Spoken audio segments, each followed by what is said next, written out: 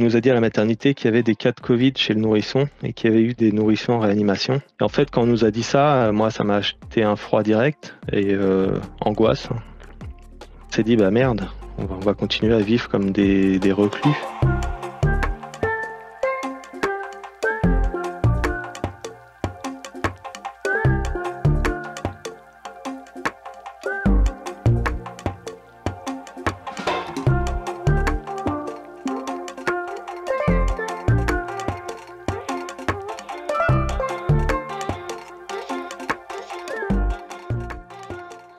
Jeudi 20 mai 2021, j'ai interviewé Sylvain Delafosse, jeune papa devenu père pendant le Covid.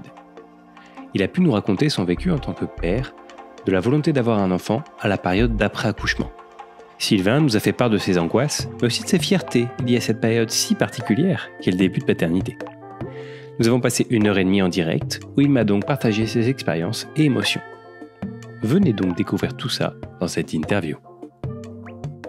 Comment pourrais-tu te présenter à des gens qui ne te connaissent pas ? Alors, je m'appelle Sylvain Delafosse, j'ai 30 ans, je suis informaticien en banque. Je suis effectivement jeune papa depuis le 1er mai 2021. Je suis marié depuis 2 ans à Lucille, donc je vais sûrement en parler sous le nom de ma femme ou de Lucille, ce sera la même personne. Et je pense que c'est intéressant de le préciser pour la présentation. C'est un trait de caractère que j'ai, ou du moins plusieurs, que je me suis retrouvé.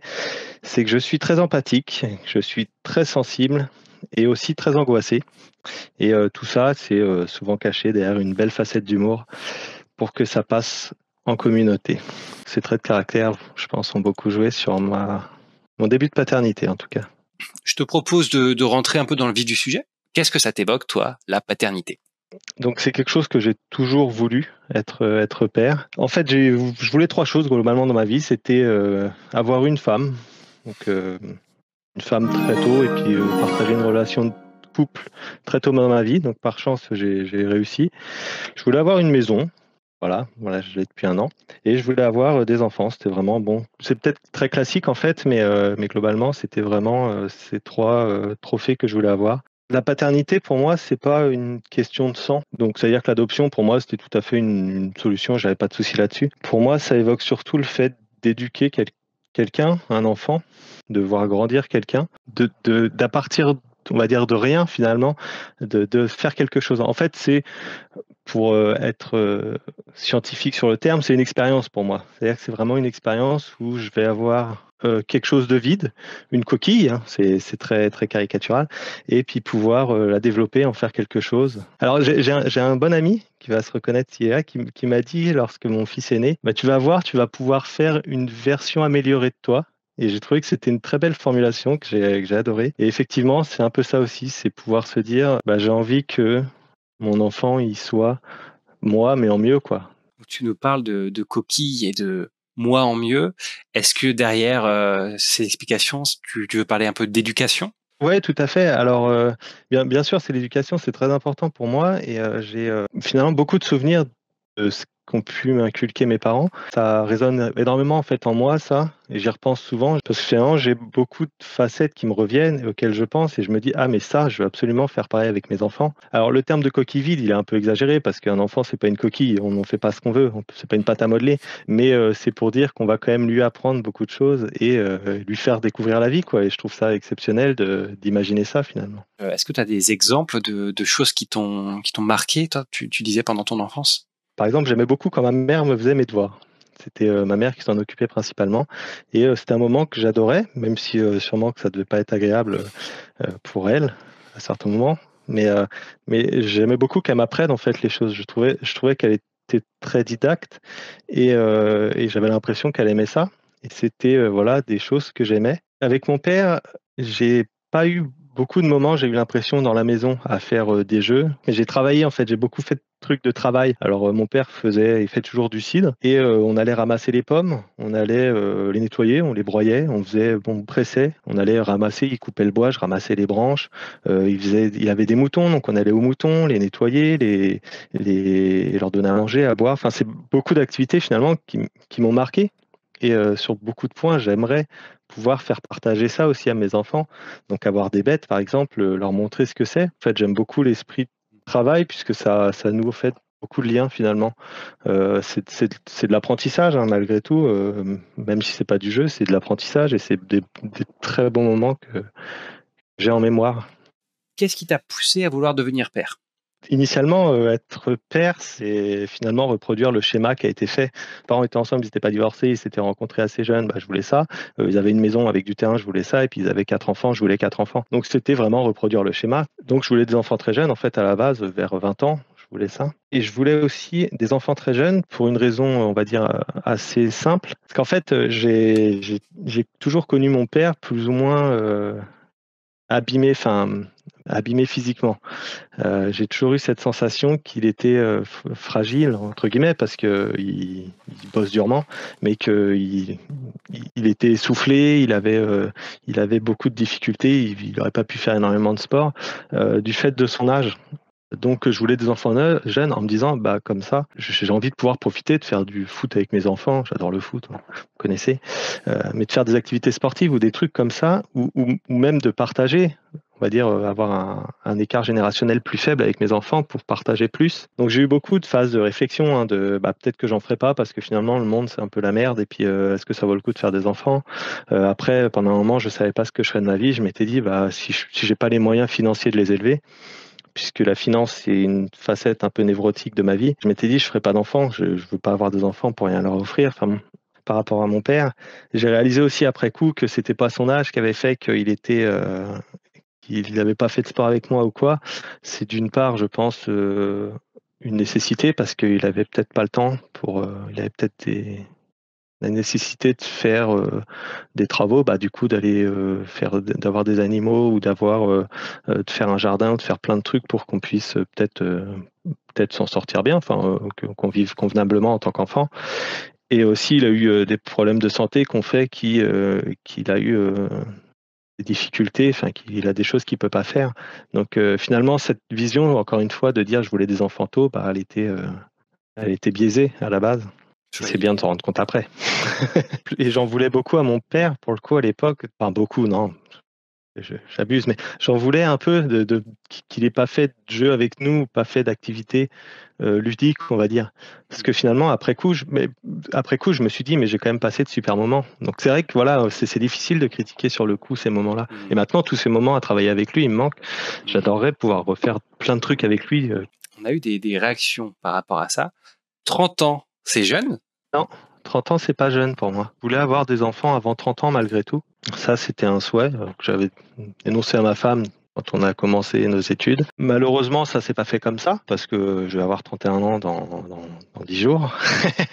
Mais bon, tout ça, c'est qu'un palier en fait, c'est psychologique. C'est pas jeune, mais je me sens pas vieux non plus. L'écart générationnel, il est aussi, je pense, de s'ouvrir l'esprit, ce que j'espère que j'aurai. C'est-à-dire que, tu vois, les jeunes qui jouent à Fortnite, j'en entends beaucoup qui critiquent. Moi, je connais pas. C'est vrai que j'aurais tendance à critiquer, par exemple, parce que c'est pas de ma génération ce jeu, et que les jeunes qui jouent, j'ai l'impression que c'est un jeu un peu débile. Mais je connais pas en vrai. Et je pense que l'intérêt aussi, c'est de s'ouvrir à ce que font les enfants et puis d'essayer de partager. Je connais des parents qui ont un gros écart avec leurs enfants et qui partagent les mêmes passions ou du moins qui partagent des trucs ensemble. Enfin, le fait que j'ai eu mon enfant qui a cet âge, c'est lié au fait que j'ai fait des études longues, on va dire, que ma femme en ait fait des encore plus longues et que derrière, elle voulait pas avoir d'enfant directement à la sortie de ses études. Puisque elle voulait avoir une petite expérience professionnelle avant de devoir imposer un congé. Enfin, il y a aussi toute cette pression sociale encore dans l'entreprise d'imposer ça à ses patrons. Et puis ensuite, on a essayé. Quand on s'est marié, on a décidé d'arrêter un peu de temps. On a réessayé. Et ma femme a fait une grossesse extra-utérine non viable. Enfin, du coup, non viable puisque c'est jamais viable en fait. Donc, ça a retardé. Enfin bon, voilà, c'est tout. On va dire toute une série de petits événements qui font et puis voilà. Mais bon, Ok. ça m'empêchera pas, j'espère, de jouir de cette paternité. As-tu peur de devenir comme ton père, de ne pas pouvoir passer du temps avec tes enfants? Oui, c'est une crainte énorme que j'ai en fait. Ça me travaille beaucoup en fait. J'en ai les larmes qui me viennent parce que c'est un gros travail sur moi là ces derniers jours justement. En fait, je me suis toujours dit que je voulais justement profiter de mes enfants plus que justement là ce que j'avais pu vivre par exemple avec mon père. Et je me rends compte, en fait, par exemple, là, depuis qu'il est né, que je passe beaucoup de temps à me tracasser ah bah il faut que je finisse le meuble que j'ai fait dans la salle de bain, ah bah il faut que j'accroche le lustre que j'avais fait là-haut mais que j'ai pas accroché avant qu'il naisse, il faut que je finisse le bureau. Mais du coup, ouais, j'ai beaucoup cette crainte et justement, j'en ai parlé là aujourd'hui ou hier à ma femme en lui disant bah j'arrête les travaux. Alors c'est pas des gros travaux qu'on a à la maison là, mais on fait quelques aménagements. En fait, je tiens beaucoup à faire mes meubles, j'aime beaucoup travailler le bois et j'aime bien les faire. Et là, je lui ai dit bah je mets stop parce que finalement on avait ces projets et je vais pas profiter du tout du gamin. J'ai en fait un peu cette peur d'être comme mon père à être toujours à droite à gauche et à penser que travail à pas profiter quoi. Alors peut-être qu'il l'a pas vécu comme ça et je le souhaite pas pour lui. Et d'ailleurs ça c'est une chose que j'avais toujours dite, c'est que si j'avais la possibilité, je prendrais un 80% quand j'aurai un enfant. Par chance, j'ai la possibilité de le faire. C'est un vrai soulagement pour moi parce que je sais que je vais passer 3 jours du coup par semaine avec mon enfant. Comment as-tu vécu donc toi la grossesse de ta femme?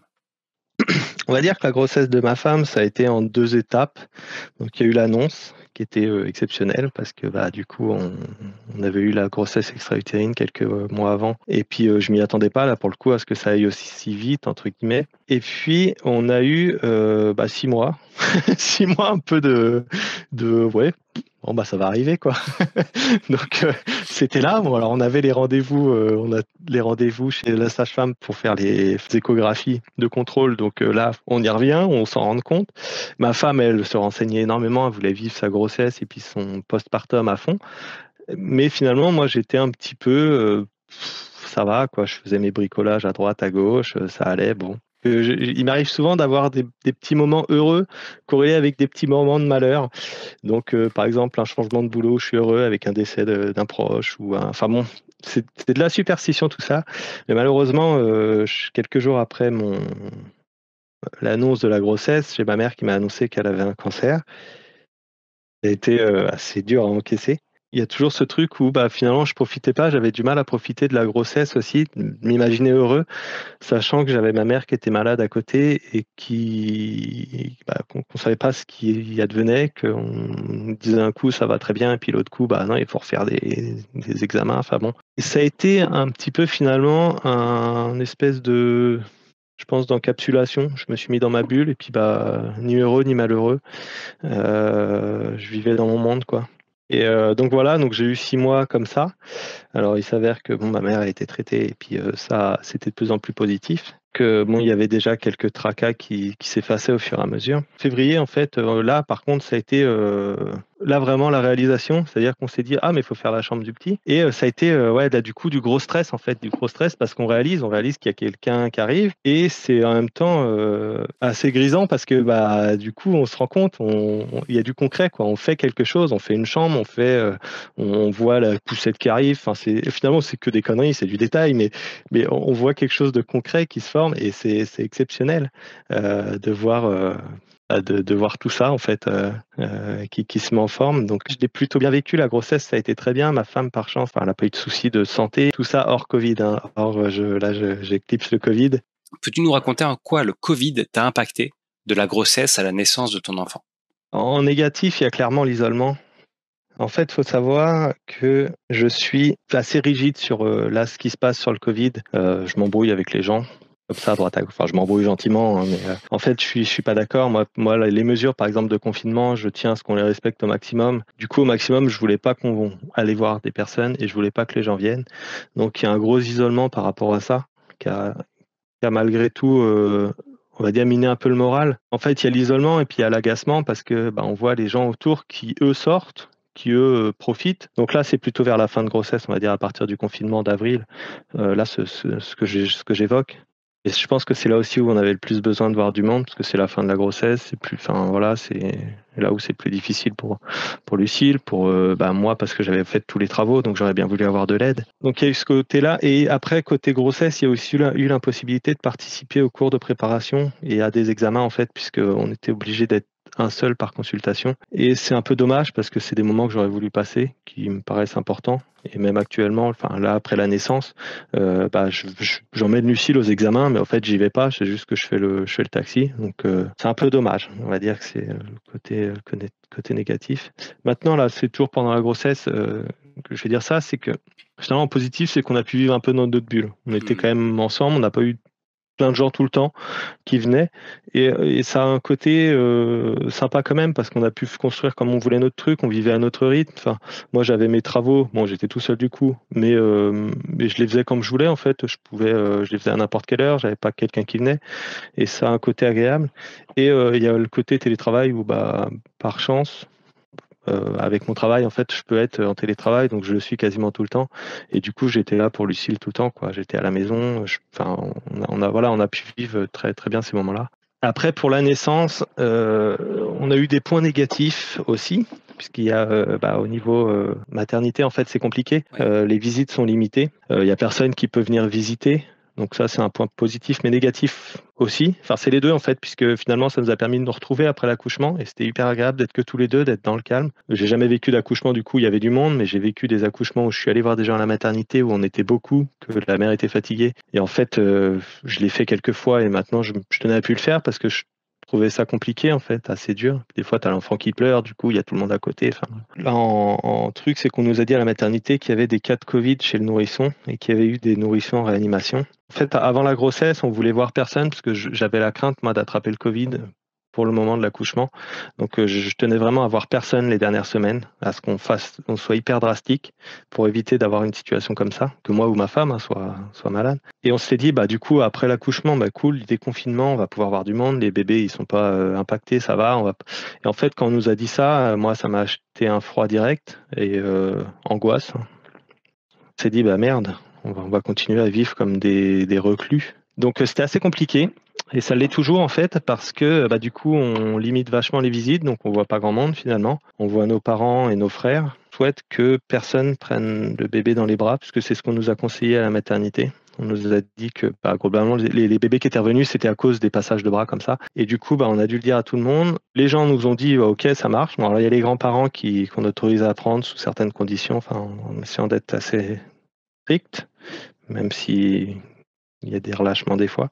On comprend, mais on a toujours la réflexion derrière du ah bah quand est-ce qu'on peut le prendre? Ah bah, et pour moi c'est très dur en fait. Moi j'ai pas envie parce qu'on n'a pas de retour vraiment sur ces cas de réanimation, on sait pas, on n'arrive pas trop à trouver d'infos, et j'ai très peur en fait pour mon gamin. J'ai une peur irraisonnée en fait. Là c'est vraiment un truc qui est dans mes tripes. Est-ce que tu pourrais essayer de me raconter, de me décrire un petit peu ce que c'est une maternité sous le Covid? C'est pas tant de stress qu'on s'imagine. Ouais. Alors, il faut avoir le masque tout le temps, en fait, évidemment. Quand on est dans la salle, enfin dans la chambre après l'accouchement, qu'on est là, où Lucille est restée pendant 4-5 jours, là, dès qu'on est tous les deux, on peut l'enlever, il n'y a pas de souci. C'est juste dès que quelqu'un rentre, il faut remettre son masque. Et du coup, c'est cool, quoi, parce que finalement, il n'y a pas ce souci de toujours l'avoir. On a eu une équipe de bout en bout qui était exceptionnellement bienveillante et professionnelle. Alors, ils étaient vraiment au top de bout en bout, et des fois, ils rentraient, Lucille, elle pouvait pas mettre son masque, ils disaient, bah, vous inquiétez pas, je reste à l'écart, parce qu'elle avait le bébé dans les bras ou quelque chose, hein. En salle d'accouchement également, on a été très surpris parce que, du coup, Lucille, forcément, elle était dans tous ses états, quoi. Elle souffrait, bon. Et finalement, ils lui ont proposé d'enlever son masque. Enfin, en fait, au départ, elle l'avait, et puis à un moment, elle l'a enlevé, et ils lui ont dit, vous inquiétez pas, pensez à autre chose. Et il n'y a pas eu de souci, il n'y a pas eu de, on se met à l'écart. Enfin, c'est une prise de risque pour le coup que je trouve assez. Enfin, je trouve ça fou en fait. Du coup, moi, je le vois en mode, bah, ils risquent d'être malades. Bon, c'est pas la mort, ils sont vaccinés en plus, tout ça, mais c'est quand même super quoi d'avoir ça. Après, il y a personne qui peut visiter, sauf, en fait, il y a qu'une personne qui peut venir visiter la mère, comme je disais. Donc, c'est aussi compliqué. Enfin, ça peut l'être. Toi, Lucille, des fois, elle se sentait seule. Et puis, elle aurait bien aimé peut-être voir ses parents, ou peut-être mes parents, je sais pas, mais voir au moins avoir quelqu'un qui vienne. Et on a une contrainte aussi du coup du 14h-20h, et partir à 20h, c'est très compliqué. Parce que des fois, enfin finalement, c'est dur de laisser. Moi, ça me tordait de partir comme ça, alors que Lucille, elle dormait pas, elle était limite en pleine journée, quoi. Et on sent que ça la pèse pour elle, et moi, ça me pèse aussi. Donc, il y a ce côté très compliqué. Même si, encore une fois, l'équipe est bienveillante, et ça m'est arrivé de partir à 20h30 ou 20h45 parce que on devait le changer au moment où j'allais partir. Et puis, du coup, voilà, et on m'a jamais fait de réflexion. Donc, il y a quand même une certaine flexibilité, quoi. On se rend compte que on vit plus tellement de moments ensemble à cause du travail de chacun, et c'est tellement bon de se retrouver. Donc bon, le Covid, il est terrible, il est horrible, mais c'est vrai qu'en voyant le positif, il y a ce truc-là, quoi. Ouais. Et là, c'était la même chose. On s'est retrouvés. Ça veut dire quoi, plutôt, devenir papa pour toi? Ça y est, ton fils est là. Qu'est-ce que ça veut dire? Enfin, c'est devenir quelqu'un d'autre, c'est un peu cliché, mais en vrai, c'est un peu ça, c'est-à-dire que c'est essayer d'être quelqu'un qu'on n'est pas. Alors là, je te parle de ça, hein, j'ai 15 jours, 20 jours maintenant de paternité, mais c'est comme ça que je vois, c'est-à-dire que je suis quelqu'un de très transparent. Si ça va, je le montre, si ça va pas, je le montre pas. Et là, j'ai pas envie de ça. Je suis quelqu'un d'anxieux et j'ai pas envie qu'il le soit, et j'aimerais pouvoir lui montrer que ça va. On chantonne, même quand il pleure, que moi ça me tord le ventre. Essayer d'être quelqu'un d'autre en fait, de vraiment être calme au moment où je dois être calme, et même si je suis énervé, quoi. C'est vraiment devenir quelqu'un d'autre. Maintenant, être père, c'est aussi évidemment avoir moins de temps pour soi, hein, beaucoup moins de temps. Et enfin, là, j'ai mon dernier point sur le truc, c'est émotionnellement, c'est un grand bouleversement. Donc, je m'imaginais que ce serait dur. En fait, c'est dur, mais c'est surtout un alignement qu'il faut faire, quoi, parce qu'il y a des jours c'est dur, il y a des jours non. Il y a mes inquiétudes qui sont là aussi, mon anxiété, mais c'est un bouleversement positif en fait, comme négatif. C'est beaucoup de bonheur en fait. C'est plein de petits moments comme ça qui finalement rendent heureux, quoi. Donc là, c'est encore à aligner tout ça, hein, mais donc il va falloir que j'aligne mes émotions, que je sois beaucoup plus serein dans ma tête, et ça se fait progressivement. Et c'est un objectif que j'ai en tant que père aussi. Alors, je te propose de passer au quart d'heure émotion. Alors, on verra si ça dure un quart d'heure ou pas. Durant, en fait, toute cette expérience que tu nous as décrite, quelle est la plus grande fierté que tu aies vécue? Alors, je vais pas dire être père, parce que c'en est une, c'est ma plus grande fierté quand même. La plus grande que j'ai, c'est d'avoir participé à l'accouchement. C'est ma plus grande fierté et c'est un de mes plus gros traumatismes aussi. En fait, je suis phobique au sang, donc j'ai tendance à m'évanouir de temps en temps comme ça. Plonk. Et j'avais énormément peur de l'accouchement, de peut-être dans l'accouchement avec ma femme. Alors j'ai aussi un truc où j'ai toujours très chaud tout le temps, et quand j'ai chaud, je me sens mal. Enfin bon, voilà, c'est dans les hôpitaux souvent j'ai chaud, c'est confiné, ça va pas. J'ai eu très peur de participer à l'accouchement, et j'ai dit à ma femme depuis des années que j'y serais pas, que je viendrais pas parce que je voulais pas être un boulet à m'évanouir ou à craquer ou quelque chose. Sur les premiers mois, peut-être jusqu'au 6, 7e, j'avais dit à ma femme, je sais pas si j'irai, ce sera peut-être ta mère. Je sais pas si je suis prêt. Et un jour, elle a craqué parce que je sais plus pourquoi. Enfin bon, dans une conversation, elle m'a dit que ça lui faisait du mal de pas savoir. Et je lui ai dit un peu à chaud, oui, ok, je viendrai. T'inquiète pas, c'est bon, rassure-toi, je viendrai. En fait, j'y ai participé et ça a été extrêmement dur parce que en fait de voir Lucille souffrir, c'est extrêmement difficile pour moi. Enfin, de voir quelqu'un souffrir, en fait, c'est extrêmement difficile. Je prends beaucoup sur moi dans ces moments-là. Et là, je l'ai vu souffrir entre guillemets. Alors, faut relativiser. Enfin, ça s'est bien passé et tout ça, mais bon, c'est quand même douloureux un accouchement. Et de la voir comme ça, en fait, ça a été très très compliqué parce que ça dure, ça a duré, je sais plus, 4-5 heures. Donc, ça a été dur parce que j'ai vu un peu de sang, un petit peu par-ci par-là, mais j'ai réussi à tenir le coup, et en fait, je suis extrêmement fier d'avoir pu participer à ça. Je pense beaucoup plus fier que beaucoup de personnes, puisque moi, j'avais vraiment une grosse crainte, quoi. Donc c'est pour ça que je suis vraiment très fier, et surtout d'avoir pu la soutenir de bout en bout, en fait, a priori, de pas lui avoir laissé paraître que ça allait pas à des moments, que je craquais. Donc voilà, je suis très fier de ça. Quelle serait la crainte que tu as eue? Est-ce que c'est cette crainte de l'accouchement?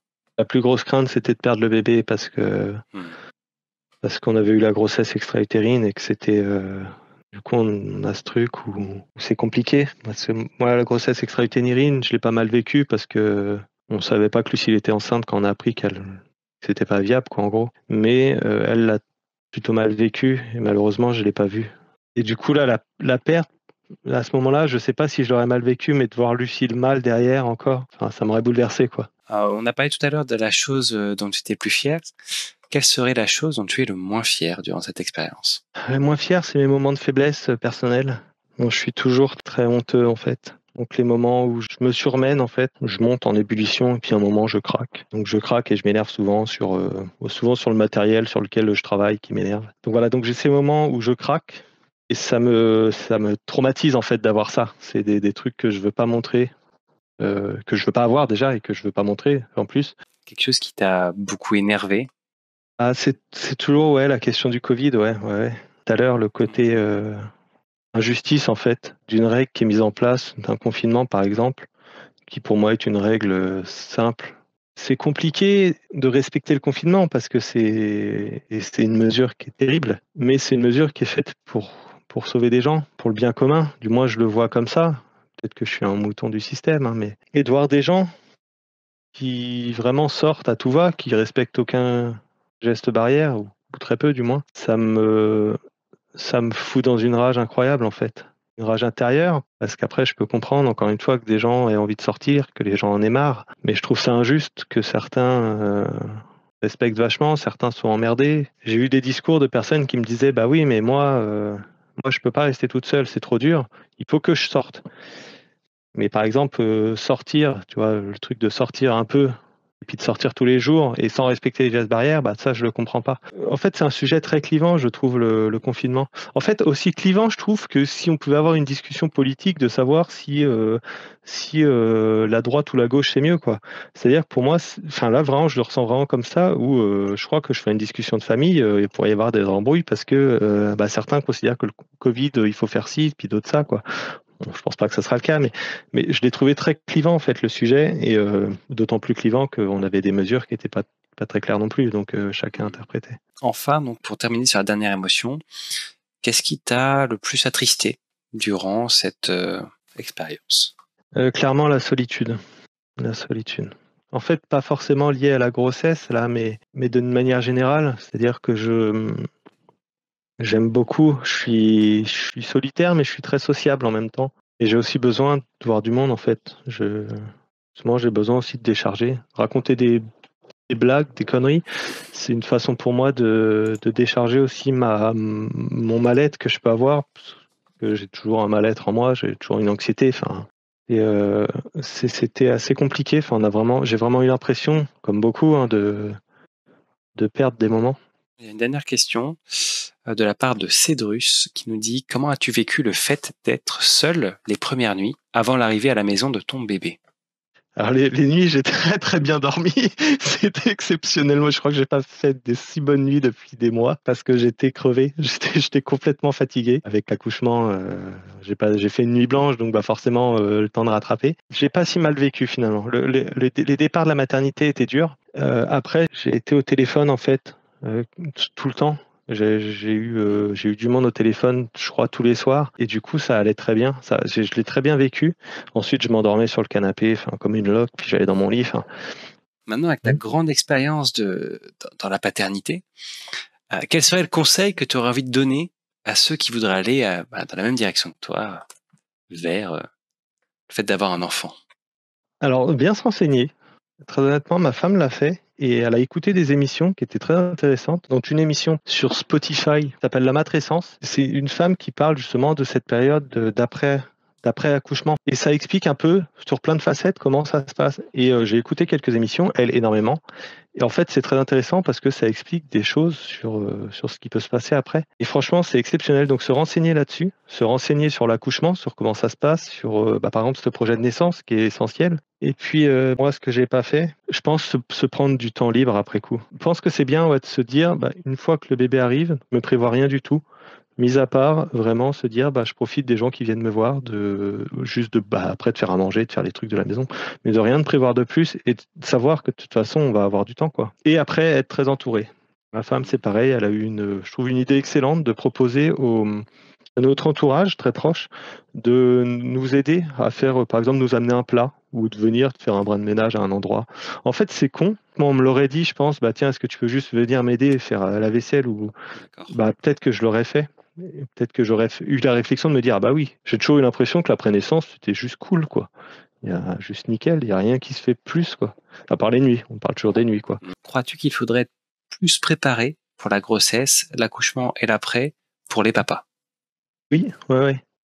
Pour moi, c'était vraiment nébuleux. L'accouchement, comme je disais, c'était juste horrible, quoi. J'allais voir du sang partout, j'allais voir le bébé qui allait sortir en sortant les entrailles. Enfin, je caricature, quoi, mais c'était un peu ça mon image. Nous, on a eu une préparation à l'accouchement, du coup, là, pour revenir sur l'accouchement spécifiquement, par une sage-femme qui nous a expliqué aussi, par exemple, quand on a des contractions. Elle nous a dit: ah, mais si vous avez des contractions, c'est pas la peine d'aller à la maternité tout de suite. Si vous perdez les os, vous avez jusqu'à 2 heures pour y aller. En fait, Lucille, c'est ce qu'elle a fait. Dès qu'elle a perdu les os, on a attendu, elle a pris une douche, on a pris notre temps. Globalement, sinon, on serait stressé. On aurait dit: ah mince, elle a perdu les os, faut qu'on se grouille. Moi, j'aurais conduit comme un taré. Et tu vois le truc. Et en fait, voilà, je pense que ouais, il y a des trucs, il faut bien se préparer. Et j'espère que ça se démocratisera. Mais même moi, il y a un sujet qui m'a marqué. J'ai une personne, je ne vais pas le citer, mais une personne de mon entourage qui a eu un enfant il y a pas très longtemps, qui en sortant nous a appelé en nous disant: j'ai mal vécu l'accouchement, ma femme souffrait, les infirmiers faisaient rien, ils voulaient pas lui faire la péridurale. Enfin, vraiment le truc à dire, je me suis senti impuissant, je l'ai mal vécu. Et en fait, c'est la première fois que quelqu'un me dit ça. J'ai été surpris. Et du coup, je me suis dit, mais l'accouchement a dû vraiment mal se passer. Alors, probablement que l'accouchement s'est quand même mal passé. Je ne vais pas remettre ça en question. Mais je me suis dit, mais merde, ça n'a vraiment pas été. Et une fois que je suis sorti de l'accouchement, j'ai eu cette personne au téléphone et je lui ai dit, mais je comprends maintenant ce que tu veux dire.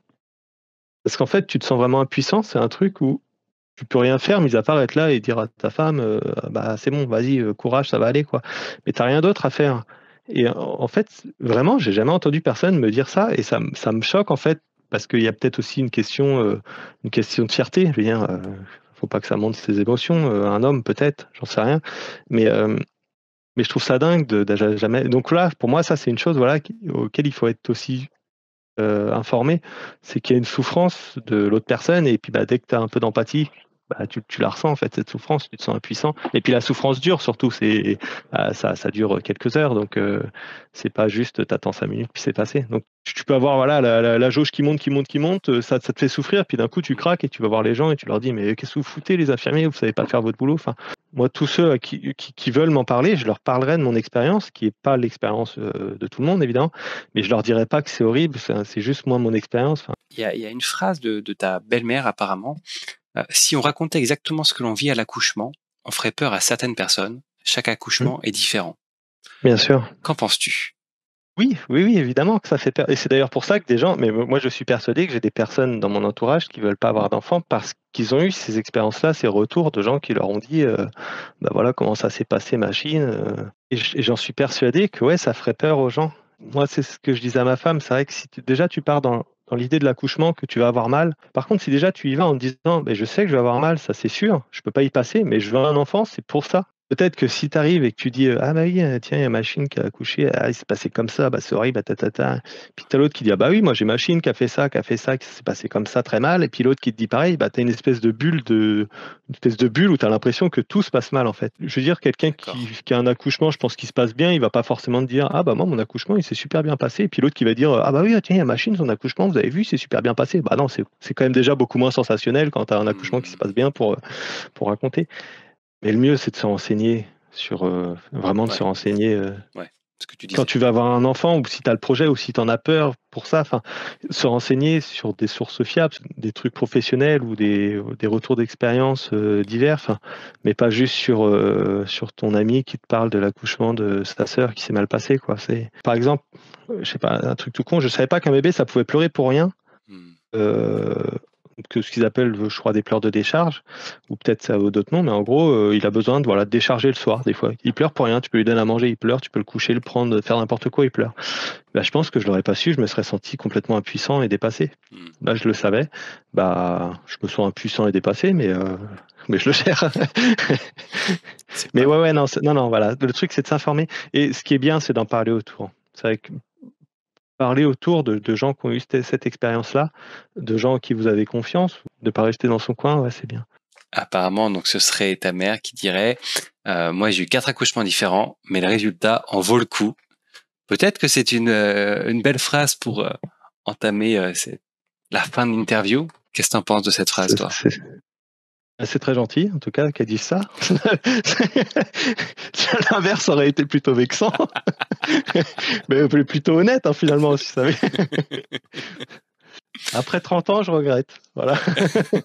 Après, si Lucille faisait son retour, je pense qu'elle dirait la même chose. Il y a plusieurs personnes qui disent qu'après l'accouchement, ils ne se rappellent plus vraiment de la douleur qu'ils ont eue à l'accouchement, en fait. Et Lucille me dit pareil, que finalement, elle peut même pas redécrire la douleur qu'elle a eue, dans le sens où elle s'en rappelle plus, finalement. Et une fois que le bébé est sorti, tout allait bien, quoi. Si jamais il y a des personnes qui veulent te poser des questions ou essayer d'en savoir plus, accepterais-tu, toi, de partager un contact pour pouvoir leur répondre? Dans un premier temps, ouais, je peux leur donner mon adresse mail. Du coup, c'est sylvaindelafosse5@gmail.com, SYLVIN DELAFO2SE 5@gmail.com. Si je te laisse le mot de la fin, qu'est-ce que tu auras envie de dire?